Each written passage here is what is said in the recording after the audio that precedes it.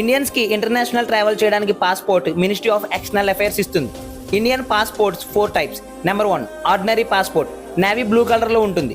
ఇది ordinary citizens కి vacation, studies, business trips కోసం ఇస్తారు. దీన్ని టైప్ పి పాస్పోర్ట్ అని కూడా అంటారు.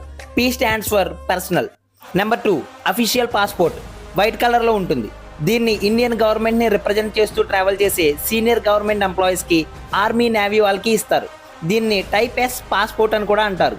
S stands for service. Number 3 diplomatic passport, maroon colour లో ఉంటుంది. దీన్ని MPs, union council ministers, high ranking Indian government officials like IAS, IPS లకి ఇస్తారు. దీన్ని టైప్ డి పాస్పోర్ట్ అని కూడా అంటారు. D stands for diplomatic.